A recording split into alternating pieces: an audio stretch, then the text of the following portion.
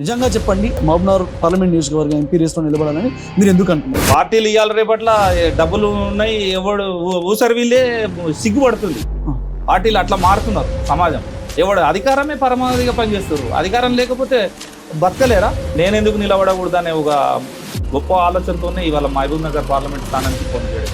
భారతీయ Janata party తీసుకుని DKR గారు ప్రధాని మోడీని గురించి మూడోసారి మళ్ళీ మోడీకి ఇస్తే దేశం బాగుపడుతుందని అన్నారు. వంశీచంద్ర రెడ్డి గారు రేవంత్ రెడ్డి మన మహబూబ్నగర్ బిడ్డ, పాలమూరు బిడ్డ కాబట్టి రేవంత్ రెడ్డిని చూస్తే మన్నే శ్రీనివాస్ రెడ్డి సిట్టింగ్ ఎంపీ అయితే ఆయన ఏంటి అంటే మనకు తెలంగాణ తెచ్చిన వ్యక్తి కేసీఆర్ నన్ను గెలిపినని వీళ్ళు ముగ్గురు వాళ్ళ నాయకులను చూస్తున్నారు. మీరు ఎవరిని చూయించి ప్రజలను ఓటు అడుగుతారు?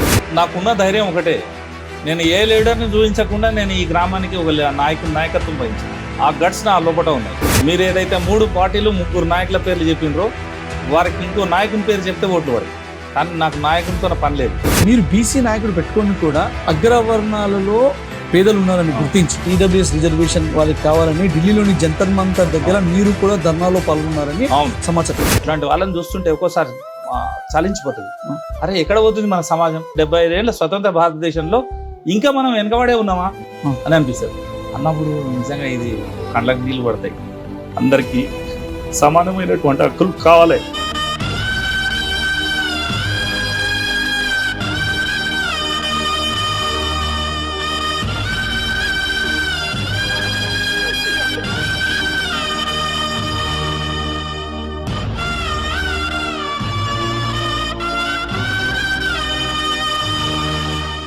మహబూబ్నగర్ పార్లమెంట్ నియోజకవర్గ ఎంపీ అభ్యర్థిగా ఇండిపెండెంట్గా మీ ఊరికి అంటే కిలాగన్పూర్ గ్రామానికి సంబంధించిన డాక్టర్ క్యామ వెంకటరమణ గారు నిలబడ్డారు. అయితే మీరు ఎట్లా ఫీల్ అవుతున్నారు? ఆయనకు అంటే మీకు సంబంధించిన వాళ్ళు ఎవరైనా సరే మహబూబ్నగర్లో ఉన్న అందరికి ఓట్లు వేస్తారనుకుంటున్నారు? మంచిగానే చేస్తారు సార్. ఆయన అభివృద్ధి కూడా గన్పూర్లో కూడా బాగానే చేసిండు. అంతా అండర్ గ్రౌండ్ డ్రైనేజ్లో అవన్నీ ఇది మార్కెట్ యార్డు ఇవన్నీ బాగానే చేసిండు. ఆయన అభివృద్ధి బాగానే చేస్తున్నాడు. ఇక ఎంపీ నిలబడితే కూడా ఆయన ఇండిపెండెంట్ నిలబడితే కూడా మంచిగా బాగానే ఉంది. ఆయనకు ఓట్లు బాగానే వస్తాయి. ఓట్లు రావచ్చు, తప్పకుండా వస్తాయి. ఆయన మంచి వ్యక్తి కూడా, సేవ చేస్తూ కూడా బాగానే చేస్తాడు ఆయన. ఇటువంటి ఈ బుడ్రాయిలు ఇవన్నీ ఆయన్నే చేసిండు. అభివృద్ధి కూడా బాగానే చేసిండు ఆయన. ఇప్పుడు మామూలు ఉన్న ప్రజలు అందరూ కూడా ఆయనకు ఓటేస్తే కూడా అందరు బాగానే ఉంటుంది. మన వ్యక్తి ఆయన అభివృద్ధి కూడా చేస్తాడు కంపల్సరీ. అటువంటి వేసినా మనకు బాగానే తృప్తి ఉంటుంది. ఇక్కడ ఇప్పుడు ఈ ఊర్లో ఉన్నటువంటి కొండల సర్పంచ్ ఉన్నాడు. ఇంతకుముందు సారి అయినాడు, ఇది రెండోసారి. అయితే ఇంచుమించు చాలా మంది సర్పంచ్ చేసినా కానీ వాళ్ళకంటే చాలా బ్రహ్మాండం చేసినాడు. ఇప్పుడు ఏది ప్రజలకు ఏ అవసరం ఉందంటే ఆ ముందర ఉండేటువంటి ప్రజలకు అవసరం తీర్చేవాడు. ముఖ్యంగా ఏంటంటే చెప్పంటే ఈ మిషన్ మన ఇది కేఎల్ఐ బ్యాక్వర్డ్ అయిన తర్వాత మా చెరువుకు 2 సార్లు వర్షం షటర్ మూసుకుపోయింది. అది గవర్నమెంట్ వాళ్ళకి చెప్పినా ఎంఆర్ఓకి చెప్పినా ఎవరికి చేయలేదు. ఆయన ఇనిషియేటివ్ తీసుకుని స్పెషల్లీ ఇంట్రెస్ట్ తీసుకొని దగ్గర 2 పర్యాలు కడుతూ దగ్గర 3-4 లక్షల రూపాయలు కట్టు పెట్టుకున్నాడు. తనే స్వయంగా వచ్చి మాకు ఎంతో మేలు చేసినాడు. అది ఏదంటే అండర్ గ్రౌండ్ డ్రైనేజ్ కానివ్వండి, ఏది కానివ్వండి. ఇంకొకటి సరే కొంతమంది ఏంటంటే ఆయన వ్యతిరేకత అది అంటారు, కానీ మా దృష్టి మొత్తం ఎక్కడ ఏం తినడం ఎందుకంటే మాకు తెలియదు. ఈజ్ నాట్ కరప్టెడ్ నా మానసికంగా. అయితే ఎందుకంటే ఇంకోటి బేసీ ఫీలింగ్ ఒకటి ఉంది ఆయనకుంది. ఒకటి చేతమైన ఐకమత్య ఉంది కాబట్టి అతడు ఇప్పుడు సర్పంచ్ ఉన్నాడు కాబట్టి అదేవిధంగా ఎంపీ మామూలుకు పోటీ చేస్తున్నాడు. అక్కడ గెలిచినా బాగుంటుంది, చేస్తే అందరికీ వస్తుంది. ఎందుకంటే మాకు తెలిసినటువంటి వాళ్ళకు మేము ఊరికని చెప్తుంటాం, ఎందుకంటే మనకు బీసీ క్యాండిడేట్ కాబట్టి. ఎందుకంటే ఒక ఉద్దేశం ఏంటంటే మాకు అదే ఇప్పుడు 3 వాళ్ళు ఓసీలు ఉన్నారు. ప్రధాన పార్టీలు 3 డీకేఆర్ శ్రీనివాస్ రెడ్డి తర్వాత ఉన్నాయి కాబట్టి మనం ఎవరు ఈయన ఉంటే బాగుంటుంది కాబట్టి అతను ఓటేసి గెలిపిస్తే బాగుంటుంది. ఇప్పుడు ఎందుకంటే మనం ఇది పల్లె ప్రకృతి చేసినాడు, తర్వాత ఇది రైతు వేదిక చాలా ఏది కావాలంటే చేసినాడు మంచి మ్యాక్సిమం. ఇంకా వాటర్ కరోనా ఇంకోటి స్పెషల్ చెప్పాలంటే కరోనా లోపల మాత్రము చాలాసార్లు ముందు ఉండే ఎండ అనుకుంటూ ఉడకంగా 24 గంటలు తిరిగిపోతాయి. ఆ సేవను దాని యొక్క సామాజిక సేవలు చూసి అతనికి ఏంటంటే డాక్టర్ దుఃఖించాడు. ఒక యూనివర్సిటీ ఇచ్చింది, దాని పేరు ఐడియా వస్తుంది. కాబట్టి మంచి వ్యక్తి కాబట్టి మీరు అతనికి సహకారం చేస్తే బాగుంటుంది. చిన్న ఉన్నప్పుడు మీరు ఆయన స్కూల్లో ఉన్నప్పుడు ఏమైతావు అని అందరిని అడుగుతా ఆయన అడిగితే నేను పెద్దగా సర్పంచ్ అవుతా అని అన్నాడంట. నిజమా? అదే వాస్తవం. ఎందుకంటే అప్పుడు అన్నప్పుడు ఏంద్రమ్మా భవిష్యత్తు ఏం కావాలనుకున్నా టీచర్ అవుతావా డాక్టర్ అవుతా అంటే తెలియస్తుంది, సర్పంచ్ కావాలనుకున్నా అవుతా అని చెప్పాడు. నేను పొలిటికల్ అయితే 10 మంది సేవ చేస్తున్నట్టు ఉద్దేశం అప్పుడే ఒక సర్పంచ్ కావాలనుకుంటే ఆలోచన పుట్టినది బాబు. మా ఊరు వ్యక్తి అయిన కొండలన్న ఎంపీగా నిలబడడం నిజంగా చాలా సంతోషకరమైన విషయం. మా ఊరు నుంచి ఒక వ్యక్తి ఎంపీ రేంజ్లో నిలబడడం అన్నది మాకు ఆనందంగా ఉంది. అక్కడి ప్రజలు ఆయన్ని గెలిపిస్తే సంతోషపడరు. ఊరి విషయానికి వస్తే చాలా మంచి మంచి కార్యక్రమాలు చేశారు. ఈ పల్లె ప్రగతి కూడా నీకు 4 ఎకరాల పొలం కూడా గవర్నమెంట్ది వేరే వాళ్ళు కబ్జాలో ఉంటే కూడా అది లాగి గవర్నమెంట్కి అప్పచెప్పి పార్క్ కూడా తయారు చేయడం జరిగింది. అదేవిధంగా రైతు వేదిక కూడా స్థలం లేకపోతే ఇక్కడ గుట్టపక్కల స్థలం కేటాయించి రైతు వేదిక నిర్మాణం కూడా జరిగింది. అదేవిధంగా చాలా కార్యక్రమాలు ఉన్నాయి. కూరగాయల మార్కెట్ కూడా తను చాలా కృషితోనే మార్కెట్ ఏర్పాటు చేయడం జరుగుతుంది. ఇంకా అంబేద్కర్ భవనం కానీ చెప్పుకుంటూ పోతే చాలా కార్యక్రమాలు మా ఊరికి చాలా మంచి సేవ చేశాను. అలాంటి వ్యక్తి పాలమూరు ప్రజలు గెలిపించుకుంటే బాగుంటుంది. ఎంత సంపాదించామన్నది కాదు, ఉన్న దాంట్లో ఎంత మందికి సాయం చేశామన్నదే ముఖ్యమంటూ దాదాపు 4 దశాబ్దాలుగా ప్రజలకు తన వంతు సహాయ సహకారాలు అందిస్తూ ఆయన అందించిన సేవలకు గాను ప్రభుత్వం మెచ్చి ఆయనను డాక్టరేట్తో సత్కరించి, అదేవిధంగా ఆయన చేసిన సేవా కార్యక్రమాలకు గ్రామంలో అదేవిధంగా మండలంలో ఆయన అందించిన సేవలకు గాను ఉత్తమ సర్పంచ్గా అవార్డుతో సత్కరించింది. ప్రజా శ్రేయస్సే పరమావధిగా పనిచేస్తూ తన స్థాయిని మించిన ప్రజా సమస్యల పరిష్కార దిశగా మహబూబ్నగర్ పార్లమెంట్ నియోజకవర్గ ఎంపీ అభ్యర్థిగా బరిలో ఉన్న డాక్టర్ క్యామ వెంకటరమణ గారితో ఎన్కౌంటర్ విత్ ఆర్ఆర్.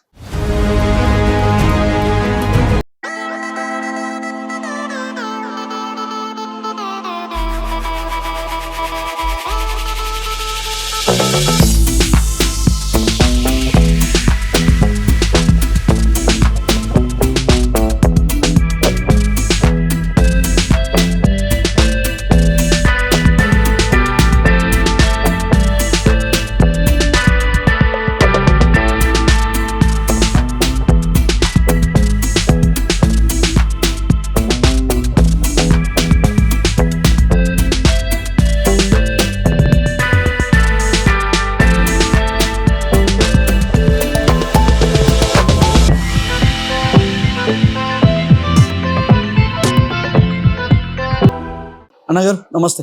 నమస్కారం. ఇంటర్వ్యూ స్టార్ట్ అయ్యే ముందు మీకు విషయం చెప్పాలి. నేను మిమ్మల్ని ఇంటర్వ్యూ చేయడానికి ముఖ్య కారణం ఏంటంటే, నాకు అంటే మీది నియోజకవర్గం వచ్చేసి నాగర్ కర్నూలు కిందకి వస్తుంది, పన్పర్తి కిలగన్పూర్ మీ విలేజ్. నాకు మీ గ్రామం మీ మండలం నుండి ఎంతోమంది యువత ఫోన్ల ద్వారా కానీ మెసేజ్లు కానీ చాలామంది ఫోన్ చేశారు నాకు. చేసి సార్ మీరు దయచేసి డాక్టర్ క్యామ వెంకటరమణ అనే ఒక వ్యక్తి ఉంటాడు, ఆయన ఎంతో మందికి అంటే ప్రభుత్వం నుండి కాకుండా తన సొంత నిధులతో కూడా ఎన్నో సేవలు సహాయ కార్యక్రమాలు చేసింది ప్రజలకు. కరోనా సమయంలో కానీ లేకపోతే ఊరికి నిధులు తీసుకురావడంలో కానీ ఒకానొకసారి ఎవరికైనా ప్రాబ్లం ఉందంటే ప్రభుత్వం నిధుల కోసం ఆశపడకుండా ఆయన సొంత నిధులతో కూడా ఖర్చు పెట్టిండు, చాలా సేవా కార్యక్రమాలు చేసిండు. ఇప్పటికీ కూడా ఎన్నో సమస్యలను తన ప్రజాగొంతుకై ప్రశ్నించడానికి గలమెత్తడానికి పార్లమెంట్లో కాలు పెట్టాలనే ఉద్దేశంతో ఇప్పుడు ఎంపీ బరిలో నిలబడ్డాడు. ఆయన ఇండిపెండెంట్గా చేసిండు. సరే గెలిపోవటంలో దైవాధీనం, కానీ ఏదైనా సరే ఫస్ట్ ఆఫ్ ఆల్ మా ప్రజల సమస్యలు ఏంది ప్రజలకు కూడా వినిపించాలి, ప్రభుత్వం వరకు పోవాలి, ఢిల్లీ వరకు పోవాలనే ఉద్దేశంతో ఆయన ఎంపీ బరిలో నిలబడ్డాడు. మీరు దయచేసి పెద్ద నాయకులనే కాదు ఇలాంటి నాయకులను కూడా, ఆయన చేసింది సర్పంచ్ వరకే ఉండొచ్చు కానీ ఆయన చేసిన సేవలు మాత్రం ఒక ఎమ్మెల్యే మంత్రి వరకు ఆ రేంజ్ సేవలు చేసిండు. దయచేసి ఆయన ఇంటర్వ్యూ చేయాలని నన్ను రిక్వెస్ట్ చేసినప్పుడు ఆ ఉద్దేశంతోనే నేను మీ గురించి తెలుసుకొని ఇప్పుడు నేను మీ ఇంటికి వచ్చినా మిమ్మల్ని ఇంటర్వ్యూ చేయడానికి. ధన్యవాదాలు రమాకాంత్ గారు. నిజంగా ఇది ప్రజాక్షేత్రంలో ప్రజలు ఇచ్చేటువంటి తీర్పు ఉండొచ్చు, అభిమానం ఉండొచ్చు.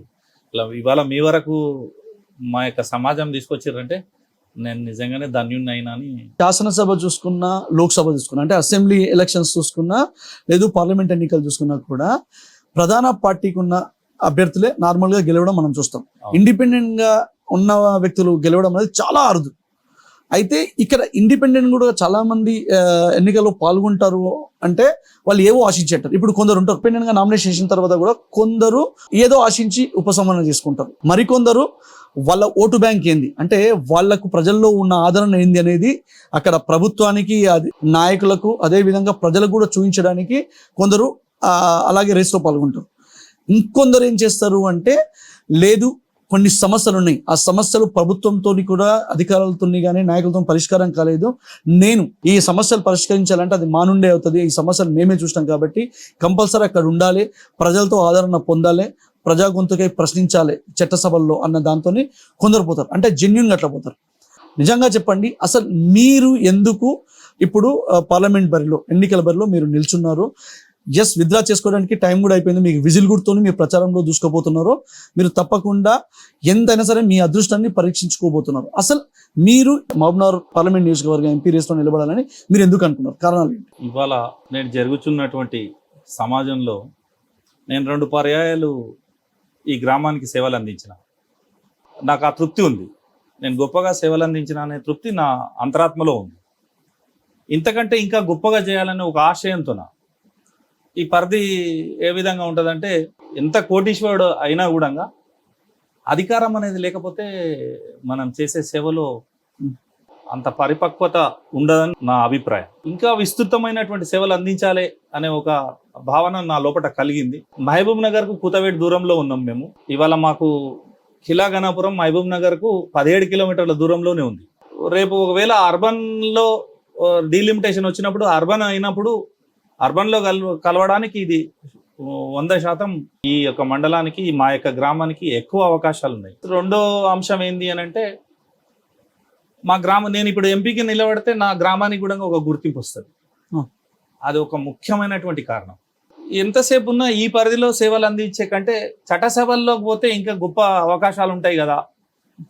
ఈ పేదరికంలో ఉండేటువంటి పేదలకు కానీ, లేకపోతే ఇక్కడ ఉండేటువంటి భౌగోళిక పరిస్థితులకు కానీ, ఇక్కడ ఉండేటువంటి మౌలిక వసతులకు కానీ అద్భుతమైన సేవలు అందించడానికి నాకు మాదిలో ఒక ప్రణాళిక ఉంది.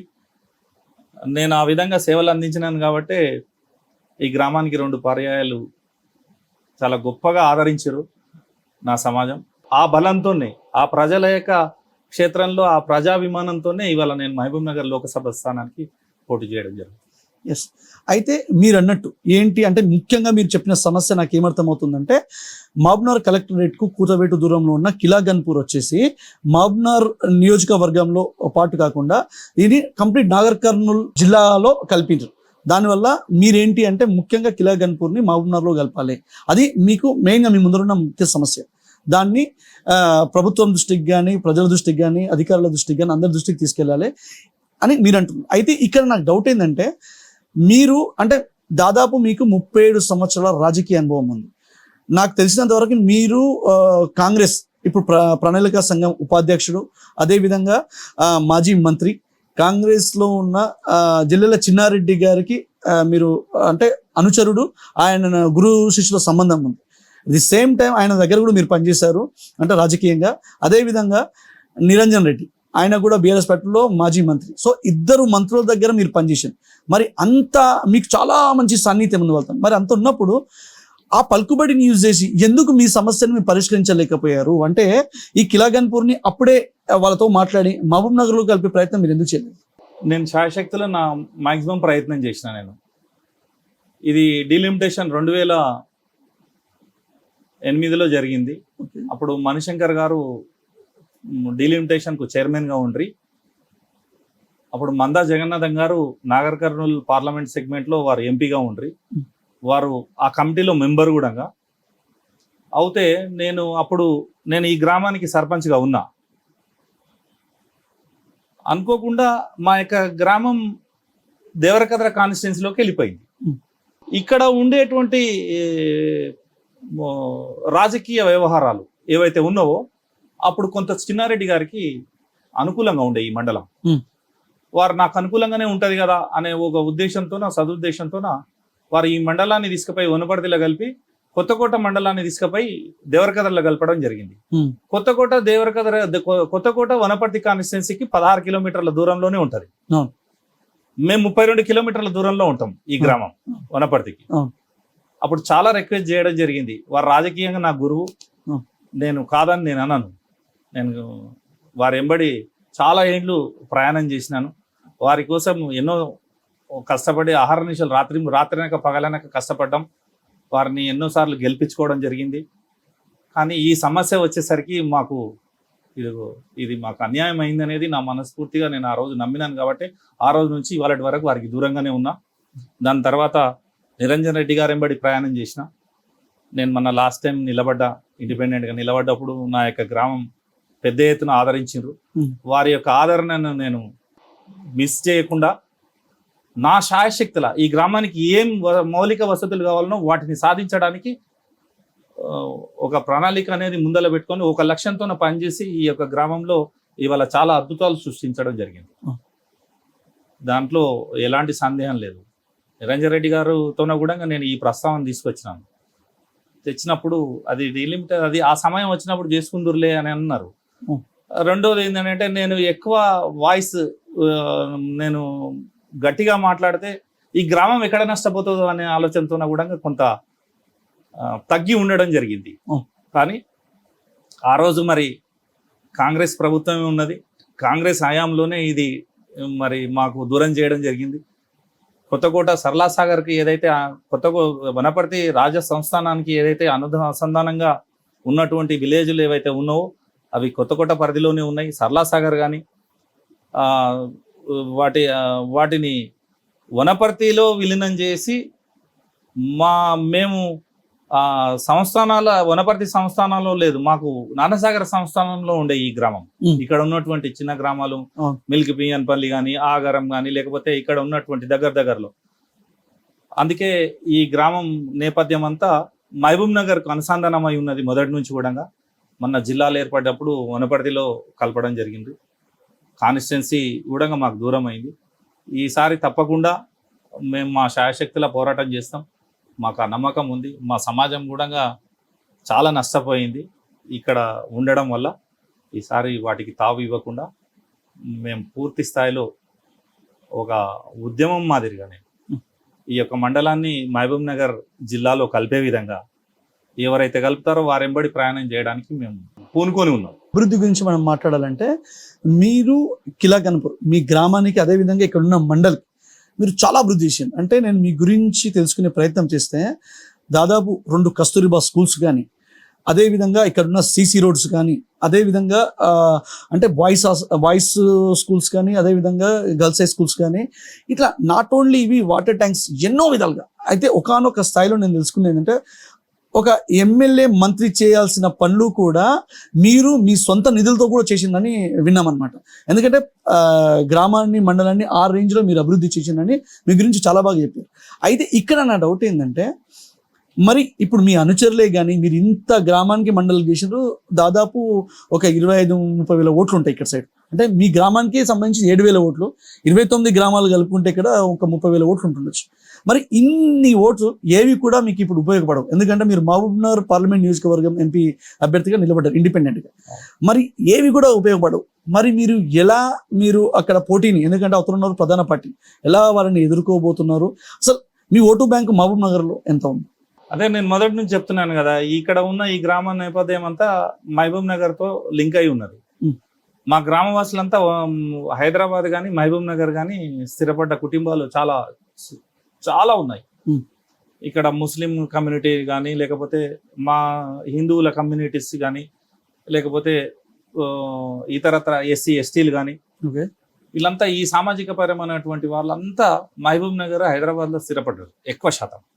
ఇవాళ మా గ్రామానికి సంబంధించినటువంటి ఓటు బ్యాంకు మహబూబ్ నగర్లో ఎంత లేదు, తక్కువ ఎంత లేదన్నా ఒక 10,000 ఓటు బ్యాంక్ ఉన్నది నిజం చెప్పాలంటే. అది ఇప్పుడు ఆ ఓటు బ్యాంకుని నేను బేరీజ్ వేసుకొని నిలబడలేదు. నా యొక్క గలం కనీసం కొంతమందికైనా చేరుతుంది. ఫలానా కిలాగనాపురం వ్యక్తి ఇవాళ పార్లమెంట్ స్థాయికి వచ్చిండు అని అంటే రేపు నా ఒక అడుగు ఇవాళ మేము ముందుకేసాం, నాలాంటి వాళ్ళు ఇంకా కోకోలోలు పుట్టాలి, ఈ గ్రామంలో ఇంకా చైతన్యం రావాలి, ఈ గ్రామం నుంచి కూడా లీడర్ల నాయకత్వం అనేది ఇంకా బలమైనటువంటి నాయకత్వం రావాలనే ఒక ఉద్దేశంతో ఇవాళ నేను ముందుకు వచ్చినాను. అంత తప్పితే దాంట్లో ఎలాంటి స్వార్థం లేదు. రెండో అంశం, రేవంత్ గారు మా ఏరియాలోనే చదువుకున్నారు. వారు ఇక్కడ ప్రాంతంలో తిరిగిలాడినటువంటి ప్రాంతం, ఇవాళ గొప్ప స్థాయిలో గొప్ప పదవిలో ఉన్నారు. మరి ఆ రోజు నాకు పూర్తి స్థాయిలో నమ్మకం ఉంది. మా యొక్క మండలాన్ని ఖచ్చితంగా మహబూబ్ నగర్ మహబూబ్ నగర్ జిల్లాలో విలీనం చేస్తారనే ఒక నమ్మకం ప్రగాఢంగా ఉంది. ఎందుకు ఉంది అని అంటే రేవంత్ గారు ఎమ్మెల్సీగా నిలబడ్డప్పుడు, వారు జెడ్పీటీసీ అయినప్పుడు నేను సర్పంచ్గా ఉన్నాను. వారు ఎమ్మెల్సీగా నిలబడ్డప్పుడు నేను బెక్కర్ శ్రీనివాస్ రెడ్డి గారి అనుచరుణ్ణి. ఓకే. బెక్కర్ శ్రీనివాస్ రెడ్డి గారు నేను కాంగ్రెస్ పార్టీలో ఉన్నా కూడా నన్ను ప్రత్యేకంగా ఆహ్వానించి ఏం చేస్తారో నాకు తెలియదు, రేవంత్ గారిని గెలిపియాలని అన్నప్పుడు నేను షాక్ అయిపోయినా. ఏంది బెక్కర్ శ్రీనివాస్ రెడ్డి గారు ఈ విధంగా మాట్లాడుతున్నారు, వారి సొంత ఇంట్లో వారి తమ్మునికి బిడ్డనిచ్చినటువంటి జగదీశ్వర్ రెడ్డి గారిని ఊడకూడదామని అన్నప్పుడు కొంచెం నేను కన్ఫ్యూజ్ అయినా. అన్నాక నేను అన్నతో అన్నా, ఏందన్నా ఒకసారి ఆలోచన చేయండి. లేదు మనం మాట ఇచ్చినాం రేవంత్కు, రేవంత్ మన ఇంట్లోనే ఉంటాడు, రేవంత్ని ఎట్టి పరిస్థితుల్లో మనం గెలిపించుకోవాలి, ఆయన ఇండిపెండెంట్గా నిలబడుతున్నాడు అని అన్నప్పుడు నేను పూర్తి స్థాయిలో రేవంత్ గారి కొరకు పనిచేయడం జరిగింది. నాకు ఏ బాధ్యతలు ఆ రోజు అప్పచెప్పినరో ఆ బాధ్యతలను నేను పూర్తిగా సత్య ప్రమాణంతో నేను నిర్వర్తించిన. మరి ఆ రోజు మేము కష్టపడ్డ దానికి ఆ ఫలితంగా ఇవాళ రేవంత్ గారు బై ఎలక్షన్లో చేయించి, ఆ ఎమ్మెల్సీ ఎలక్షన్స్ బై ఎలక్షన్స్ చేయించి రేవంత్ గారిని గెలిపించడం జరిగింది. 17 ఓట్లతోనే గెలిచారు రేవంత్ గారు ఆ రోజు. అయితే మీకు రేవంత్ రెడ్డికి కూడా మంచి సత్సంబంధాలు ఉన్నాయని వింటున్నాను. సత్సంబంధాలు అని అంటే అదొక కారణమే ఎక్కువ శాతం. నేను మళ్ళీ ఒక 2 సార్లు రేవంత్ గారిని కలవడం జరిగింది, కానీ ఇక ప్రస్తావన వారు చాలా కష్టాలలో ఉండే టీఆర్ఎస్ తెలంగాణ ప్రభుత్వం ఉన్నప్పుడు వారి మీద ఒక నిఘా, తర్వాత మేము టీఆర్ఎస్ లో పనిచేసి నిరంజన్ రెడ్డి గారి అనుగునిగా నేను పనిచేసిన. కానీ నేను ఎక్కడ ఉన్నా కూడా నాకు ఒక ప్రత్యేకమైనటువంటి స్థానమే నన్ను ట్రీట్ చేసిరు. నేను ఎక్కడ ఉన్నా నా మనస్ఫూర్తిగానే ఉన్నా. నేను ఎక్కడ ఉన్నా నాకు ఈ మోసాలు, ఈ అబద్ధాలు, ఈ చీటింగ్ ఇవన్నీ నాకు తెలియదు మొదటి నుంచి కూడా. నేను విద్యార్థి దశ నుంచి కూడా నేను స్ట్రైట్ ఫార్వర్డ్గానే ఉన్నా. నా రాజకీయ కోణం కూడా ఆ విధంగానే నడిచింది. ఇవాళ నేను కూడా నేను బెక్కర్ శ్రీనివాస్ రెడ్డి గారిని అడిగినాను, ఏమన్నా మనం ఇంత కష్టపడి చేసినామని అంటే, ఆ రోజు రాళ్ళు వేసినటువంటి వాళ్ళే ఇవాళ కోటరీగా తయారైపోయారు అక్కడ. నాకు విచిత్రం అనిపించింది. ఏదో ఒక రోజు రేవంత్ గారు మళ్ళీ మమ్మల్ని గుర్తించి ఖచ్చితంగా పిలుచుకుంటాడు, తన వారు ఎవరెవరు ఉన్నారు ఏంది అనేది. నిజంగా చెప్పాలంటే ఈ క్రెడిట్ అంతా బెక్కర్ శ్రీనివాస్ రెడ్డి గారికే దక్కాలి. మీరు అధికార పార్టీ ఇంతకుముందు బీఆర్ఎస్ పార్టీలో కూడా ఉన్నారు. మీరు దాంట్లోనే సర్పంచ్గా మీరు ఒక దాదాపు 13 సంవత్సరాలు చేసినారు. అయితే బీఆర్ఎస్ పార్టీలో ఉన్న సర్పంచులు, మీరు ఇంకోటి తెలంగాణ సర్పంచుల సంఘం రాష్ట్ర కార్యదర్శి కూడా చేసినారు. అయితే దీనిపైన ఒక ఆరోపణ ఏముంది అంటే, ఎవరైతే బీఆర్ఎస్ పార్టీలో ఉన్నారో కౌన్సిలర్లు కానీ సర్పంచులు కానీ వీరందరూ సంక్షేమ పథకాల అమల్లో ఉత్సాహ విగ్రహాలుగా మిగిలిపోయినరు ఆ సమయంలో అని ఒక ఆరోపణ ఉంది. అది ఎంతవరకు నిజం? నేను ఈ మాటకి ఏకీభవిస్తా. ఎందుకు వరకు అంటే, పని చేయాలనే ఒక తపన ఉంటే ఉత్సవ విగ్రహాలుగా మిగిలాల్సిన అవసరం లేదు. ఉషారీకు ఇషారా కాఫీ అన్నట్లు నేను ఎప్పుడు అట్లా భావించలే. నేను ఉత్సవ విగ్రహంగా అయితే మిగలేదు. ఉత్సవ విగ్రహంగా మిగిలితే ఇవాళ నా విలేజ్లో, నా ఊర్లో 3 మన ఊరు మనబడులు తెచ్చుకున్నాను. నేను హై స్కూల్లో మన ఊరు మనబడిలో 1,20,00,000 రూపాయలు శాంక్షన్ ఇచ్చి ఇవాళ డైనింగ్ హాల్ కానీ ఆ స్కూల్ వాతావరణం కానీ చేంజ్ అయిపోయింది. ఇవాళ ప్రాథమిక పాఠశాలలు ఇవాళ ఎస్సీవాడ కానీ లేకుంటే ఇక్కడ మందలగేర్లు అని 2 పాఠశాలలు ఉన్నాయి. ఒక్కొక్క పాఠశాలకు 50 లక్షలు ఖర్చు చేయడం జరిగింది. నేను ఎక్కడ కూడా ఎప్పుడు ఏ చిన్న పని కూడా నేను చేయలేదు. అంతా ఎవరు చేస్తుంటే వాళ్ళకు అక్కడ నేను పార్టీలకు అతీతంగా పనిచేయడం జరిగింది. అంత గ్రామంలో ఉండేటువంటి ప్రతి పౌరుడు కూడా మన బాధ్యత, వారి యొక్క పరిరక్షణ మన బాధ్యత. వారిని సమానమైనటువంటి ఇదిగా చూస్తేనే రేపు భవిష్యత్తులో మనకంటూ ఒక గౌరవం ఉంటుంది అనేది నేను మొదటి నుంచి నేర్చుకున్నటువంటిది. మా తల్లిదండ్రులు కానీ మా తాతగారు కానీ నేర్పించింది అదే. దాన్ని నేను ఫాలో అయినా. నేను ఉత్సవ విగ్రహంగా మిగిలిపోతే ఇవాళ మా దగ్గర ఒక రైతు ఇక్కడ స్థలాలు లేవంటని చెప్పి ఈ ఊర్లో చాలా కాస్ట్లీ. నువ్వు 1 గజం స్థలం కొనాలంటే చాలా రేటు బజారు ఈ ప్రాంతంలో. అట్లాంటిది ఇవాళ ఈ గ్రామానికి దగ్గర 20 నుంచి 30 ఎకరాలు ప్రభుత్వ స్థలాలను గుర్తించి గ్రామ పంచాయతీ అప్పచెప్పి రైతు వేదిక అంటేంది, ఫారెస్ట్ ఆఫీసులు కానీ, ప్రకృతి వనం కానీ, అదేవిధంగా గ్రామానికి నర్సరీ కానీ, అదే మాదిరిగా కామన్ కమ్యూనిటీ హాల్ దానికి 1 ఎకరా, అదే డంపింగ్ యార్డ్స్ అసలు స్థలాలే దొరకవు. అట్లాంటిది డంపింగ్ యార్డ్ కూడా 1 ఎకరా కేటాయించుకొని ఇవాళ అద్భుతమైనటువంటి ప్రయోగాలు చేయడం జరిగింది. చేసినాం కూడా. ఇవాళ మా దగ్గర వచ్చి చూస్తే మీరు అసలు ఊహించరు. ఈ పల్లెటూరు, ఈ మండల హెడ్ క్వార్టర్లో ఇన్ని ఉన్నాయని అంటారు. ఇవాళ మీరు బజార్లో పోతే మెయిన్ బజార్లో ఇవాళ అక్కడ ఒక మార్కెట్ అవుతుంది, vegetable market, fish market, mutton market ఇవాళ అద్భుతంగా నిర్మాణం జరుగుతుంది. దానికి 8 కోట్లు శాంక్షన్ పెడితే ఇప్పుడు ఫస్ట్ విడతగా మాకు 2.5 కోట్లు శాంక్షన్ ఇచ్చినారు. ఇప్పుడు ఆ 2.5 కోట్లతోనే ఇప్పుడు అది నిర్మాణం కూడా పూర్తిగా పోతుంది. రాబో రోజుల్లో ఇప్పుడు గతంలో మరి నిరంజన్ రెడ్డి గారు చేసినటువంటి మాకు చేసిన సహాయాన్ని మేము మర్చిపోలేము. కానీ ఇప్పుడున్నటువంటి ఎమ్మెల్యే గారు కూడా ఎక్కడైతే మిగిలిపోయినాయో, మెగారెడ్డి గారు మందేం కాదు, ఈ ఊర్లోనే మా తమ్ముని క్లాస్మేటే, ఈ ఊర్లోనే చదువుకున్నారు, మా ఊరు అబ్బాయి. మాకు సంతోషమే. ఏదైతే మిగిలిపోయినటువంటి నిర్మాణాలు కానీ ఏవైనా పనులు ఉన్నావో వాటిని పూర్తి చేస్తే ఇంకా గొప్ప అద్భుతంగా ఈ గ్రామం ఏర్పడుతుంది. ఈ గ్రామానికి చిన్నగా ఇప్పుడే అడుగులేస్తున్నటువంటి గ్రామం. దీన్ని పూర్తి స్థాయికి అభివృద్ధిలోకి తీసుకొని పోవాలని అంటే ఇక్కడ ఇంకా ఎడ్యుకేషన్ బాగా బలపడాలనేది ఒక నానుడి ఉంది. ఎడ్యుకేషన్ విషయానికి వస్తే నేను విన్నది మీ నాన్నగారు ఆ కాలంలోనే ఇంగ్లీష్ లిటరేచర్ చేసిండ్రు, మాజీ మంత్రి జైపాల్ రెడ్డి గారికి అత్యంత సన్నిహితులు. అయితే మీ ఫ్యామిలీలో కూడా అందరూ well educated, highly educated people ఉన్నారు. కానీ మీరొక్కరు ఎందుకు రాజకీయాలకు రావాలనిపించింది? ఎందుకంటే అందరూ మంచి ఎడ్యుకేటెడ్ ఉన్నారు, మంచి జాబ్స్ దాంట్లో ఉంటే మీరొక్కరు మాత్రం ఇలా రాజకీయాల్లోకి వచ్చింది ఎందుకు? నేను హై స్కూల్ స్థాయిలో వెళ్ళాను. హై స్కూల్, ప్రైమరీ స్కూల్ నుంచి హై స్కూల్ పోయినప్పుడు నాకు 8th క్లాస్లో ఒక క్లాస్ టీచర్ శేఖర్ సార్ అని ఉండే.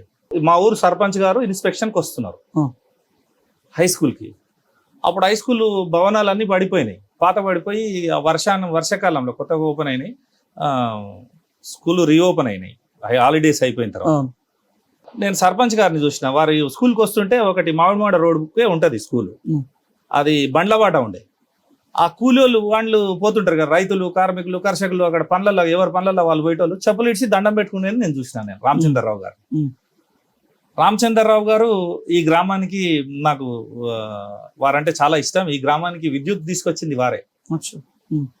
ఆ రామచంద్రరావు గారికి చెప్పులు ఇడిచి దండం పెట్టుకుంటున్నప్పుడు నా మైండ్లో పడ్డది, నేను కూడా అంత గొప్ప వ్యక్తిని కావాలనేది. అన్నప్పుడు అట్లా ఉండిపోయినాం, అది మైండ్లో ఉన్నది. ఒకరోజు ఏదో క్లాస్లో క్లాస్ టీచర్ అడుగుతున్నారు, నువ్వేమవుతావు రా అది కానీ. అంటే మా ఇంటికి వచ్చి అడిగిన, ఆయన సర్పంచ్ అని తెలుసు నాకు. నేను సర్పంచ్ని అవుతాను అన్న. మా సర్పంచ్ అయితే అందరు దండాలు పెడుతుంటారు కదా, ఇది బాగా గొప్పగా ఉందిరా అనుకున్నా నేను. కానీ అది ఆ డ్రీమ్ ఎందుకు అది నిజంగా ఫుల్ఫిల్ చేసుకున్నా నేను.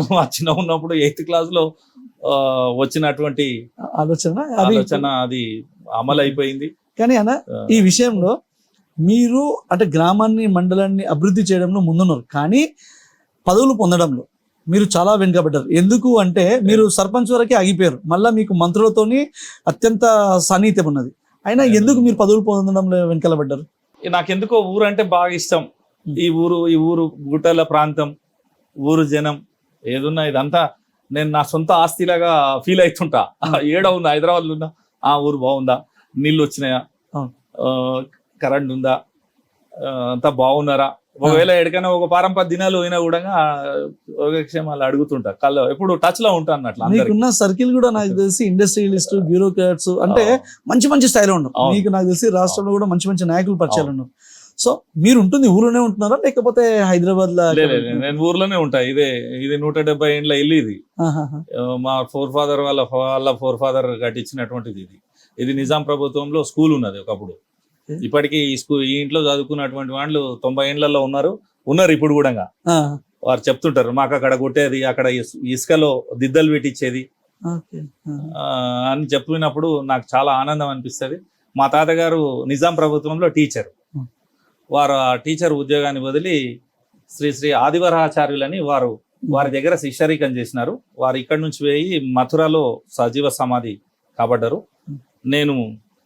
నేను కూడా ఒక గురువులను ఆశ్రయించడం జరిగింది. భారతీనంద తీర్థ శృంగేరి ఆదిశంకరాచార్యులు స్థాపించినటువంటి మఠానికి నేను రెగ్యులర్గా వెళ్తుంటా. నాకే చిన్న ఆపద వచ్చినా కూడా అక్కడనే వెళ్తుంటా. ఇక బ్యూరోక్రాట్స్ అంటే ఉన్నారు, చాలా మటుకు తెలిసినటువంటి సర్కిల్ ఉన్నది, కానీ నా పరిధి దాటి నేను ప్రవర్తించలేదు. ఇప్పుడు మనం ఎవరైతే MP candidates, Mahabubnagar MP నియోజకవర్గం చూసుకుంటే ప్రధాన పార్టీలకి భారతీయ జనతా పార్టీ చూసుకుంటే DKR గారు, ప్రధాని మోడీని చూపించి మూడోసారి మళ్ళా మోడీకి వేస్తే దేశం బాగుపడుతుందని ఆమె అడుగుతున్నారు. ది సేమ్ టైం కాంగ్రెస్ అభ్యర్థి వంశీచంద్ర రెడ్డి గారు రేవంత్ రెడ్డి మన మామనార్ బిడ్డ కాబట్టి ఆయన మనం ఉన్నత అంటే ఢిల్లీ వరకు ఆయన స్థాయి తెలియజేయాలి అంటే ఇక్కడ ఉన్న 2 నాగర్ కర్నూలు మామనార్ అంటే వంశీచంద్ర రెడ్డి ఇక్కడ మల్లు రవి గారిని గెలిపించాలని ఆయన రేవంత్ రెడ్డిని చూపిస్తున్నాడు. ఇంకా ఎవరైతే మన్నె శ్రీనివాస్ రెడ్డి సిట్టింగ్ ఎంపీ అభ్యర్థి ఆయన ఏంటి అంటే మనకు తెలంగాణ తెచ్చిన వ్యక్తి కేసీఆర్. సో మనం డెఫినెట్గా కేసీఆర్కి మనం మళ్ళీ గిఫ్ట్ ఇవ్వాలి, నన్ను గెలిపియని అని అడుగుతున్నాం. సో వీళ్ళు ముగ్గురు వాళ్ళ నాయకులను చూస్తున్నారు. మీరు ఎవరిని చూయించి ఏం చూయించి మీరు అంటే ఏ లీడర్ని చూయించి మీరు ప్రజలను ఓటు అడుగుతున్నారు? నాకున్న ధైర్యం ఒకటే, నేను ఏ లీడర్ని చూపించకుండా నేను ఈ గ్రామానికి ఒక నాయకత్వం వహించిన ఆ గట్స్ నా లోపట ఉన్నాయి. మీరు ఏదైతే 3 పార్టీలు 3 నాయకుల పేర్లు చెప్పినరో వారికి ఇంకో నాయకుని పేరు చెప్తే ఓట్లు పడతాయి. కానీ నాకు నాయకునితో పని లేదు. నా లక్ష్యం నేను ఇక్కడ చేసినటువంటి కార్యక్రమాలు జిల్లా స్థాయిలో వ్యాపించాలనే ఒక సదుద్దేశంతోనే నేను ఇలా ఈ ప్రయాణం మొదలుపెట్టిన. ఈ 3 అభ్యర్థుల యొక్క స్థితిగతులు చూసినప్పుడు నేనే మెరుగు అనిపించింది నాకు. నేనెందుకు నిలబడకూడదు, నేనెందుకు గెలవలేను అనేది ఒక భావన నా లోపల వచ్చింది. చెప్పండి నాకేం తక్కువన్నాయి? నేను గ్రౌండ్ లెవెల్లో వాళ్ళు ఒక సర్పంచ్ ఒకసారి గెలిచి 2 సార్లు గెలవాలంటే చాలా కష్టం, 10 సార్లు ఎమ్మెల్యే కావచ్చు. కానీ ఒక గ్రామంలో గ్రామ రాజకీయాలు చాలా విచిత్రంగా ఉంటాయి. ఒక అభ్యర్థి ఒక వార్డు నెంబర్ గెలిచిన వ్యక్తి 2వ సారి గెలవాలంటే చాలా ఈదాల్సి వస్తుంది. అట్లాంటిది సర్పంచ్ స్థానం అని అంటే అది కూడా మండల హెడ్ క్వార్టరు, భయంకర పెద్ద గ్రామం ఇది, 18,000 జనాభా ఉన్నటువంటి గ్రామం ఇది. ఓటర్సు దగ్గర 7,000 ఓట్లు దగ్గర. ఈ యువతని ఇంతమందిని తట్టుకొని ఇంతమంది అభ్యర్థులను తట్టుకొని నిలబడి బయటకు రావడం అంటే మరి సమాజం మనను ఎంత గొప్పగా ఆదరించినప్పుడు వారి యొక్క ఆదరణని నేను నిలబెట్టుకోవాలి కదా. నిలబెట్టుకున్న ప్రూవ్ చేసిన ఇవాళ నాకు ఆ తృప్తి ఉన్నందుకే, ఆ బలం ఉన్నందుకే, ఆ ధైర్యం ఉన్నందుకే ఇవాళ నేను లోక్సభలో ఇవాళ పోటీ చేయడం జరిగింది. మీరు 3 పోటీలో ఉన్నారని చెప్పినారు. వారికి ఒక బలమైనటువంటి నాయకత్వం ఉంది, బలమైనటువంటి జాతీయ పార్టీలు ఉన్నాయి, బలమైనటువంటి రాష్ట్ర స్థాయిలో ఒక పార్టీ ఉంది. ఓకే, నాకు లేకపోవచ్చు, కానీ నాకు బలమైనటువంటి సమాజం ఉంది. ఈ నా యొక్క గ్రామంలో మీరు మళ్ళీ కూడా ఎంక్వైరీ చేయండి. నా గ్రామంలో నేనేం అభివృద్ధి చేసిన అనేది మీరు స్వయంగా తెలుసుకునేటారు నాకు తెలిసి ఈ పాటికే. మళ్ళీ కూడా ఇంకొకసారి చూడండి. అంత దూరం ఎందుకు? ఇవాళ మీ దగ్గర ఒక సమస్య గలమెత్తిండ్రు. ఇవాళ ఎదురే గ్రామంలో అమర్ రాజా బ్యాటరీ ఏదైతే ఫ్యాక్టరీ నెలకొల్పినారో ఆ ఫ్యాక్టరీ గురించి ఇవాళ అక్కడ ఒక వాయిస్ వినబడుతుంది. మరి ఇలా ఆ సమస్య మీద ఎందుకు నాయకులు ప్రతిస్పందించడం లేదు చెప్పండి? ఇవాళ మీరు ఆదేశించండి. ఇవాళ రేపు పొద్దుగాల నాకు చెప్పండి, నా తరఫు నుంచి 100 మందిని తీసుకొచ్చి నేను అక్కడ టెంట్ వేసుకొని కూర్చుంటా. మీ సమస్య ఎట్లా పరిష్కారం కాదో నేను చూస్తా. నేను ఓటు అడగడం లేదు. మీరు ఓట్లయితే బహిష్కరించినారు కదా మీ గ్రామంలో. ఇవాళ మీరు బహిష్కరించినంత మాత్రాన మేము రామని నేను అంటలేను. మీరు చెప్పండి, ఆదేశించండి. నేను ఇవాళ ఓటు కోరకు రాను. మీ గలం విప్పడానికి నేను కూడా మీకు తోడు ఉంటా, ఖచ్చితంగా ఉంటాను. నాయకుడు అనేవాడు బలంగా ఉంటే పరిష్కారానికి ఎన్నో మార్గాలు ఉన్నాయి. అమర్ రాజా గురించి ఇది ప్రజాస్వామ్యం. ప్రజల యొక్క గొంతుగా ప్రజల యొక్క అభిప్రాయాన్ని గౌరవించాలి. ఇలా ప్రజాస్వామ్యంలో మనకు రాజ్యాంగం ఏం చెప్తుంది? రాజ్యాంగం ప్రకారంగా నడవరా? మరి అది ఎంతవరకు గ్రీన్ బెల్ట్ ఉంది అనేది ఒకసారి చూసుకోండి. అమర్ రాజా బ్యాటరీ ఇక్కడ వద్దు పోయి అని అంటే అది తెచ్చి బలవంతంగా రుద్దుతామని అంటే సమాజం అంత ఈజీగా కూర్చుంటుందా? వాళ్ళ అంత బలమైనటువంటి వాయిస్తో వినిపిస్తుంటే కూడా మరి 4 రోజులు అయింది ఆడ కూర్చొని అల్లరి చేయబట్టి. 50 రోజులు అయిపోయింది. మరి చెప్పండి, రేపు పొద్దున్నే వచ్చి కూర్చుంటాను నేను అక్కడ మీ ఊర్లో. నా విలేజ్ నుంచి తీసుకొని వస్తా. ఊరు మొత్తం తీసుకురామంటే కూడా నేను తీసుకురాగలుగుతాను. మీ గన్పూర్ మండల్లో చూసుకుంటే శ్వేతాంశ్ ఆ కంపెనీ వల్ల ఇక్కడ చాలా మందికి ఏదో ప్రాబ్లమ్స్ వస్తున్నాయని నన్ను చాలా మంది కూడా చెప్పినారు. ఈ విషయం కూడా మీరు ఒకసారి అంటే ప్రజల దృష్టికి తీసుకెళ్ళాలి, అధికారుల దృష్టికి తీసుకెళ్ళాలని మీ ఊరు నుండి నాకు కొందరు అడిగారు. అయితే మీరు ఇక్కడ ఉన్న ఒక నాయకుడిగా చెప్పండి, అది కూడా దానివల్ల ఎంతో మందికి అంటే వేస్టేజ్ ఏదైతే ఉన్నాయో దాన్ని కలవడం వల్ల ఆ పొగ ప్రజలకు పోయి క్యాన్సర్ కారకం, అంటే క్యాన్సర్ వచ్చే అవకాశాలు ఉన్నాయని అంటున్నారు. మరి మీరు ఇక్కడ ఉన్న నాయకుడు, ఇంతకుముందు మీరు బీఆర్ఎస్ లో అంటూ నిరంజన్ రెడ్డి గారు ఉన్నారు, మరి ఎందుకు మీరు అలాంటి కంపెనీ కూడా ముయిపియాలని మీరు ప్రయత్నించలేదు? అంటే ఇది ఏర్పడ్డప్పుడు వాస్తవంగా నేను సర్పంచ్గా పదవిలో లేకునేటి మా గ్రామానికి జస్ట్ 4 కిలోమీటర్లు 4.5 కిలోమీటర్ల దూరంలో ఉంటుంది. 4 నుంచి 5 కిలోమీటర్ల దూరంలో శ్వేతాంశ అని ఈ ఉమ్మడి జిల్లాలో ఉండేటువంటి హాస్పిటల్, ప్రభుత్వ హాస్పిటల్స్ కావచ్చు, ప్రైవేట్ హాస్పిటల్స్ కావచ్చు, అక్కడ ఉండే నీడిల్స్ కానీ అక్కడ ఉండేటువంటి వేస్టేజ్ని కానీ తీసుకొచ్చి ఇక్కడ బర్న్ చేస్తారు. ఓకే. అయితే ఆ ఫ్యాక్టరీ ఏం ఫ్యాక్టరీ అనుకున్నాం మేము కూడా ఫస్ట్లో, అది నిజంగా తెలియదు మాకు. అది దాని తర్వాత మాకు తెలిసింది అని అంటే, ఈ ఫ్యాక్టరీని ఒక మిత్రుడు నా ఎంబడి కారులో ప్రయాణం చేసేటప్పుడు ఇది ఏం ఫ్యాక్టరీ అని అన్నాడు. అంటే నాకు తెలియదు అన్న. ఆయన ఎందుకు అది సడన్ గా ఆపి చూసి, ఈ ఫ్యాక్టరీ ఇక్కడ ఉండకూడదు, ఇది చాలా ఇక్కడ ఉన్నటువంటి సమాజానికి నష్టం జరుగుతుంది అని చెప్పడం జరిగింది. చెప్పిన వెంటనే నేను కొంతమంది నాయకులతో నాకు చర్చించడం కూడా జరిగింది. దాని గురించి పెద్దగా మళ్ళా ఆలోచన చేయలేదు. ఒక ఎలక్షన్స్ కంటే బిఫోర్ ఒకసారి ఆలోచన చేసినాం.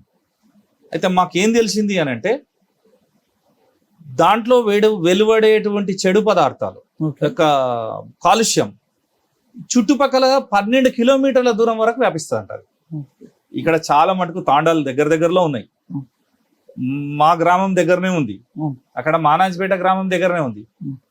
ఇంచుమించు 12 కిలోమీటర్ల పరిధిలో అని అన్నప్పుడు నాకు తెలిసి 99% ఒక 15 నుంచి 20 గ్రామాలు ఉంటాయి చుట్టుపక్కల. వారు ఒక్కటే చెప్తున్నారు, ఈ పొగ మాత్రము ఒకవేళ మనుషులు పీలిస్తే మాత్రం ఖచ్చితంగా క్యాన్సర్ బారిన పడతారు, వారికి లేనటువంటి రోగాల వ్యాప్తి అవుతుంది.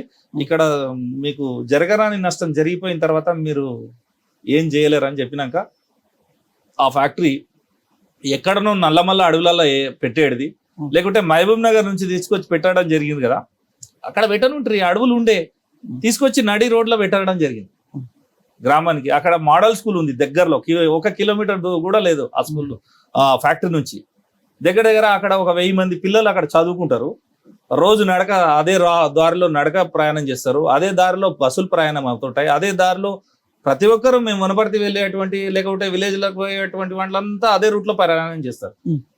ఇప్పుడు ఆ ఫ్యాక్టరీని ఖచ్చితంగా తొలగించి ఈ సమాజాన్ని కాపాడడానికి మా వంతుగా మేము ఖచ్చితంగా కృషి చేస్తాం.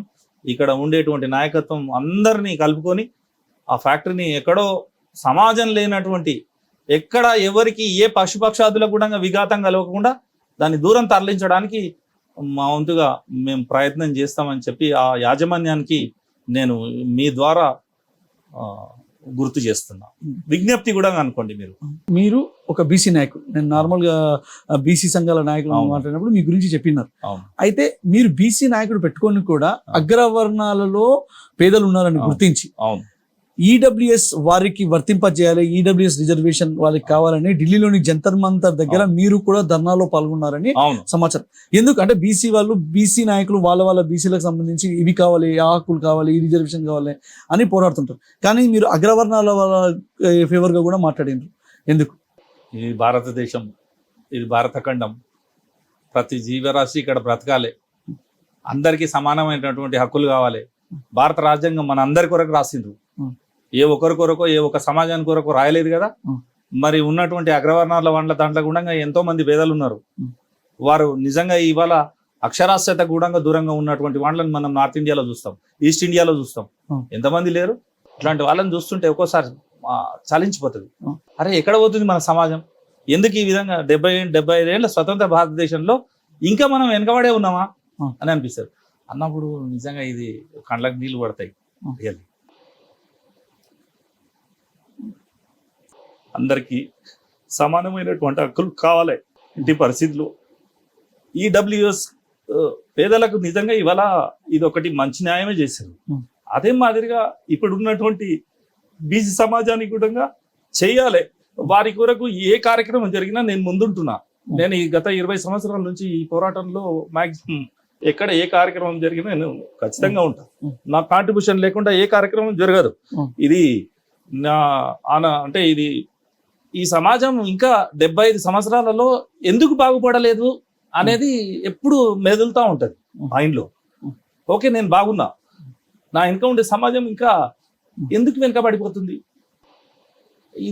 ఈ క్వశ్చన్ ఎప్పుడు వెంటాడుతుంది. మరి ఎవరో ఒకరు పుడతారు, ఏదో ఒకటి జరుగుతుంటది. అది రాబో రోజుల్లో ఇంకా ఎక్కువ నష్టం జరుగుతుందేమో అని అనిపిస్తుంది ఈ సమాజం. ఈ మధ్యకాలంలో కూడా ఈ బీసీ నినాదం అంటే కుల మతాలు ఈ బీసీలమను ఓసీలమను ఇవన్నీ జరుగుతున్నాయి. ఎందుకంటే చాలా మంది బీసీలు కూడా అగ్రవర్ణాల కంటే ఈడబ్ల్యూఎస్ గురించి వ్యతిరేకించిన వాళ్ళు కూడా ఉన్నారు.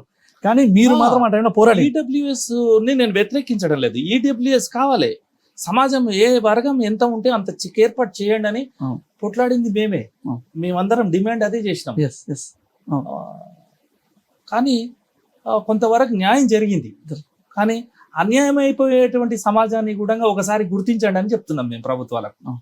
రాజ్యాంగం ఏదైతే కల్పించిందో స్వార్థ రాజకీయాలకు వాడుకోకండి రాజ్యాంగాన్ని. మీరు నిజమైనటువంటి రాజకీయం చేయండి. నిజమైనటువంటి ఎవరైతే ఉన్నారో వారికి సరైనటువంటి ఫలాలు అందుతే ఇవాళ ఈ సమాజం రోడ్డు మీదకి ఎక్కి గలాన్ని వినిపించారు కదా, ఢిల్లీ పోవాల్సిన అవసరం ఉండదు కదా. ఎన్నో అద్భుతాలు చేసిండ్రు. ఈ దేశంలో ఎన్నో అద్భుతాలు జరిగినాయి. ఈ దేశానికి స్వతంత్రం వచ్చినప్పుడు మన పరిస్థితి ఏంది, స్వతంత్రం రాకముందు మనం ఏ పరిస్థితిలో ఉన్నాం, మనమందరం బానిసలమే. మరి ఈ ఫలాలు ఇవాళ అనుభవిస్తున్నాం అని అంటే మనకు ఉన్నటువంటి రాజ్యాంగం, మన యొక్క ప్రజాస్వామ్యం, ఇదేం ఫ్యూడలిజం కాదు కదా. మరి ఇది ఇంత గొప్ప రాజ్యాంగం పెట్టుకొని మరి ఇంకా మనం వెనుకబడి ఉన్నామని అంటే దానికి కారకులు ఎవరు? ఎక్కడైతే ఈ అవినీతి పరమైనటువంటి మన చెడు ఎప్పుడైతే మైండ్ లో కూర్చుంటుందో చెడే ఆలోచన చేస్తుంటాం, నిరంతరం అది చెడే ఆలోచన చేస్తుంటది. మంచి అనేది మైండ్ లో పెట్టుకుంటే మంచి ఎంబడే పడుతుంటది. మరి ఈడబ్ల్యూఎస్ లో వచ్చినప్పుడు కొంత ఎక్కడనో అది కూడా మిస్యూజ్ అవుతుంది అనేది నా మైండ్ లో ఉంది. ఇలా బీసీలకు 27% ఏదైతే ప్రకటన చేసిరో మండల కమిషన్ నుంచి, మరి ఆ రోజు 27%లోకి ఎంచే ఇవాళ ఇవన్నీ కోత చేసుకుంటూ బీసీలకు కట్ చేసుకుంటూనే ఇచ్చారు కదా. మరి బీసీలకు కూడా సరైనటువంటి న్యాయం ఎప్పుడు జరుగుతుంది అని అడుగుతున్నాం. జనగణన చేయండి, దేశంలో జనాభాను తీయండి, జనాభా లెక్కలు ఉన్నాయి మీ దగ్గర, మీరు ఎందుకు ముందర పెట్టడం లేదు? ఇవాళ మోడీ గారు మేము చెయ్యమని అంటున్నారు. ఇది చాలా విచిత్రమైనటువంటి అంశం. ఇవాళ సంఘాలు ఎన్నో ఉన్నాయి, అన్ని సంఘాలు ఒక తాటిపైకి తీసుకొచ్చి మేము కూడా మా యొక్క గలాన్ని బలంగా వింపియాలనే ఒక దృక్పథంతోనే మన ఈ రాష్ట్రంలో పండగ సాయన్న ఊరు నుండి సర్దార్ సర్వాయి పాపన్న విలేజ్ వరకు, ఆయన కిలా వరకు పాదయాత్ర 400 కిలోమీటర్లు పాదయాత్ర కొనసాగించారు. హిందూ హిందూ మహాసభ అధ్యక్షులు, అదే బీసీ సంక్షేమ సంఘం అధ్యక్షులు మేకపేతల నరేందర్ గౌడ్ గారు కానీ, అదే మాదిరిగా ఇంకా బీసీ ఇతర సంఘాలు కానీ అందరు చాలా పెద్ద ఎత్తున పాల్గొని ఆడి వరకు తీసుకెళ్ళిండ్రు. ఇప్పుడు ఇంకో గలం ఇప్పుతున్నారు. మేమంతా ఎన్ని సంఘాలు ఉన్నా కూడా అన్ని మళ్ళీ ఒక తాటి మీదకి వచ్చి షాపూర్ కిలా నుంచి సర్దార్ సర్వాయి పాపన్న జన్మించినటువంటి కిలా, ఆయన పరిపాలించినటువంటి కిలా నుంచి ఎర్రకోట వరకు పాదయాత్ర చేయాలని ఈ ఎలక్షన్స్ అయిపోతేనే నిర్ణయం జరిగింది. రేపు వర్షాకాలం స్టార్ట్ అవ్వబోతుంది. వర్షాకాలం స్టార్ట్ అవ్వబోతే రేపు ఈ కార్యక్రమం పూర్తి కావడానికి పెద్ద ఎత్తున కార్యకర్తలు కానీ బీసీ సంఘాలు కానీ దీంట్లో అగ్రవర్ణాల వాళ్ళు కూడా సహాయ సహకారాలు ఉన్నాయి మాకు. మేము దీన్ని ఇంతటితో ఆపకుండా దీన్ని కొనసాగించడానికే ప్రయత్నం చేస్తాం. చివరగా చెప్పండి, మహబూబ్ నగర్ పార్లమెంట్ నియోజకవర్గ ప్రధాన పార్టీల అభ్యర్థులు భారతీయ జనతా పార్టీ నుండి డికే అరుణ గారు కానీ, అదేవిధంగా కాంగ్రెస్ పార్టీ నుండి వంశీచంద్ర రెడ్డి గారు, అదేవిధంగా బీఆర్ఎస్ పార్టీ నుండి మన్ని శ్రీనివాస్ రెడ్డి గారు, వీళ్ళ ముగ్గురిని కాదని మహబూబ్ నగర్ పార్లమెంట్ నియోజకవర్గ ప్రజలు ఎందుకు ఇండిపెండెంట్ క్యాండిడేట్ అయినా మీరు డాక్టర్ క్యామ వెంకటరమణ గారికి ఓటేసి ఎంపీ అభ్యర్థిగా గెలిపించాలి? నేను మీ ద్వారా ఒకటే కోరుతున్నాను రమాకాంత్ గారు. నా ఊరు కూతవేడి దూరంలో ఉంది మహబూబ్ నగర్ కలెక్టరేట్కు. మీరు మా గ్రామానికి రండి. నేను ఏ అభివృద్ధి కార్యక్రమాలు, ఏ సంక్షేమ కార్యక్రమాలు, ప్రభుత్వ కార్యక్రమాలు ప్రతిదీ ప్రజలకు అందే విధంగా ఏ విధంగా తీసుకుపోయినా అనేది మీరు మా గ్రామంలో ఒకసారి తిరిగి అడిగితే మీకు తెలుస్తుంది. కరోనా టైంలో మేము పడ్డటువంటి శ్రమ భయంకరమైనది. ప్రతి కుటుంబాన్ని ఆదుకున్నాం, ప్రతి కుటుంబం మా కుటుంబంగా భావించినాం. ఈ నాటు ఓన్లీ ఇది గణపురమే కాదు, నేను మహబూబ్ నగర్ లో కూడా సేవలు అందించాను. ఓకే. నేను ఆ క్లిప్పింగ్స్ నా దగ్గర ఉన్నాయి, నేను మీకు చూపిస్తాను. హాస్పిటల్లో కానీ లేకపోతే ఇక్కడ ఆ కరోనా సమయం వచ్చినప్పుడు ఏ విధంగా భయభ్రాంతులకు గురైన విషయాలు చెప్తే అసలు మేము జీవించి ఉంటామా అనే ఒక సంశయం ఏర్పడ్డది మా మదిలో. కానీ ప్రతి ఒక్కరికి ఒక ధైర్యాన్ని అనేది మేము వాళ్ళకు నిండుగా నింపి ఏది అవసరం పడ్డా కూడా ఇచ్చినాం, ఇది లేదు అనకుండా. ఇవన్నీ మీరు ఒకసారి మా గ్రామంలో చూడండి. మరి ఆ ముగ్గురు కరోనా సమయంలో వాళ్ళు ముగ్గురు ఎక్కడ ఉన్నారు? మేము మహబూబ్ నగర్లో నేను సేవలు అందించిన, నేను కూడా కిలాగణపురంలో అద్భుతమైనటువంటి సేవలు అందించడం జరిగింది. ప్రతి కుటుంబంలో ఏదో ఒకటి, ఏదో రూపకంగా మాటనే చాలు ధైర్యం మనిషికి. అరే మనోడు ఉన్నాడు అనే ఒక ధైర్యం అయితే ఉంటది కదా. ఎవరైనా చనిపోతే పట్టుకోలేని పరిస్థితిలో ఉంటే కూడా నేను పోయినా, నేను ఈ అంత్యక్రియల కార్యక్రమాలకు కూడా నేను ముందుండి చేయించడం జరిగింది. నా మిత్రులు చాలా మంది ఉన్నారు. కానీ ఇవాళ వాటిని బేస్ చేసుకొని నేను ఇవాళ ముందుకు వెళ్తున్నా. నేను చెప్పాను కదా, నాకు బలమైనటువంటి నాయకత్వం లేదు, నాకు ఒక బలమైనటువంటి పార్టీ లేదు, నేను పలానా పేరు చెప్పి గెలవాలని రాలేదు. ఒక ధైర్యంతోనే ముందుకు వస్తున్నా, ఒక సంకల్పంతోనే నేను ముందుకు వస్తున్నా. ముగ్గురితోనే కంపేర్ చేసుకోండి, ఎవరికి ఉండేది వాళ్ళకు ఉన్నది కదా. వారికంటే గొప్ప నేను మౌలికంగా గ్రాస్ లెవెల్లో ఎంతో కష్టపడ్డా. గ్రాస్ లెవెల్లో సమాజానికి ఏం అవసరం అనేది కూడా నాకు ఐడియా ఉంది. డైరెక్ట్ ఇప్పటి సమాజంలో ఏముంది, డబ్బులు ఉంటే నిలబడితే ఎంపీ కావచ్చు, ఎమ్మెల్యే కావచ్చు అనేది ఒకటి తప్పుడు సమాచారం సమాజానికి వెళ్ళిపోయింది. అంటే డబ్బులు ఉంటేనే అవుతామని, అంటే కామన్ పీపుల్ నిలబడకూడదా? ఇండిపెండెంట్గా నిలబడి అర్హత లేదా? ఇండిపెండెంట్ అనేటాలకే ఆ సమాజం అట్లా ఎందుకు ఆలోచన చేస్తుంది? మంచితనం చూడరా? అంటే పార్టీలకు వెళ్ళి ఏది నిలబెడితే అది వేస్తే ఇస్తారా? ఒక్కసారి ఆలోచన చేసుకోమని చెప్తున్నాను నేను సమాజానికి. సమాజంలో మంచి చెడ్డ రెండు ఉంటాయి, దాన్ని బేరీజ్ వేసుకోమని చెప్తున్నాను నేను. ముగ్గురు అభ్యర్థులు నేను చెడ్డవాళ్ళని నేను అంటలేను. ముగ్గురితో నన్ను కూడా ఒకసారి కంపేర్ చేసుకోండి, అవకాశం ఇవ్వండి. అంతకంటే గొప్పగా చేసి చూపిస్తామో లేదో చూడండి. ఒక పెద్ద గ్రామ పంచాయతీలో 24 గంటలు నిరంతరం పనిచేస్తూ ఇక్కడ చేసినటువంటి కార్యక్రమాలని ఒక అద్భుతంగా తీర్చిదిద్ది ఒక తర్ఫీదు పొందినటువంటి ఒక సానబట్టినటువంటి మనిషిగా తయారైపోయినాం. ఇవాళ మహబూబ్ నగర్ జిల్లా, ఉమ్మడి జిల్లాకి ఏం కావాలనేది కూడా మేము మా మదిలో ఉన్నది. అట్లాంటి ప్రణాళిక వేసుకొని పోగలుగుతాం. ఒకసారి ఎంపీ అయిపోతే మళ్ళీ ఏదో పని ఉంటే వస్తారు మహబూబ్ నగర్. నేను అట్లాంటి నాయకులనే చూసిన. నేను రాజా రామేశ్వరరావు గారు ఎంబడి ఉన్నాను, నేను మల్లికార్జున్ గారు ఎంబడి ఉన్నాను, ఎంతో మంది నాయకులు ఎంబడి ఉన్నాను. మొన్నటి వరకు ఒక ఆయన ఇక్కడ నాగర్ కర్నూలులో గెలిచిండు, నంది అనేటైనా మళ్ళీ కానరాలేదు. మొన్న లాస్ట్ టైం ఎంపీ రాములు అనేటైనా ఒక ఆయన గెలిపించిన లాస్ట్ టైం నా సొంత డబ్బులతోనా. నా గ్రామంలో ఒక ఏజెంట్ కూడా ఒకనాడు ₹1 ఇచ్చింది. మళ్ళీ ఈ గ్రామంలో ఎన్నడూ రానేలేదు. ఇట్లాంటి నాయకులకు ఓట్లేసి ఇలా గెలిపించి మేము ఎంత బాధలు పడ్డాం అనేది గ్రామ స్థాయిలో చూస్తున్నాము. రమాకాంత్ గారు, సేవ అంటే ఇదా? సేవాభావం. ఓట్లేస్తే పోయి ఢిల్లీలో కూర్చున్నాడేనా? సమాజంలో తిరగకూడదా? చూడండి ఒకసారి బాగా వాళ్ళ గ్రాఫ్ చూడండి. పార్లమెంట్లో ఎవరు ఎన్ని క్వశ్చన్లు అడిగింది ఒకసారి చూడండి. మొన్నే శ్రీనివాస్ రెడ్డి గారిది చూడండి, రాములు గారిది చూడండి. ఇప్పుడు రాములు గారి కొడుకు నిలబడ్డాడు కదా ఇక్కడ నుంచి. భరత్ పార్టీలు ఇవాళ రేపట్ల డబ్బులు ఉన్నాయి, ఎవడు ఊసరివిల్లే సిగ్గుపడుతుంది. పార్టీలు అట్లా మారుతున్నారు. సమాజం అధికారమే పరమావధిగా పనిచేస్తారు. అధికారం లేకపోతే బతకలేరా? అధికారం ఉంటేనే మాకు బతుకుదేరు ఉన్నట్లు ఫీల్ అవుతున్నారు ప్రతి ఒక్కరు. అంటే సమాజానికి ఒక మంచి చెడ్డ మెసేజ్ పోతుంది. ఇది నాకు మంచిగా అనిపించక కనీసం నేనెందుకు నిలబడకూడదు అనే ఒక గొప్ప ఆలోచనతోనే ఇవాళ మహబూబ్ నగర్ పార్లమెంట్ స్థానానికి పోటీ చేయడం జరిగింది. ప్రజలందరికీ విజ్ఞప్తి, మహబూబ్ నగర్ లోక్సభ స్థానంలో ఉండేటువంటి ప్రతి ఒక్కరికి పేరు పేరున నా హృదయపూర్వక నమస్కారాలు తెలుపుకుంటూ, 27వ నెంబరు నాది విజిల్ గుర్తు. విజిల్ గుర్తు మీద మీరు ఓటేసి నన్ను ఆదరించి గెలిపించినట్లయితే నేను 24 గంటలు మీకు అందుబాటులో ఉండి సేవలు అందించడానికి నా శాయశక్తులా ప్రయత్నం చేస్తా.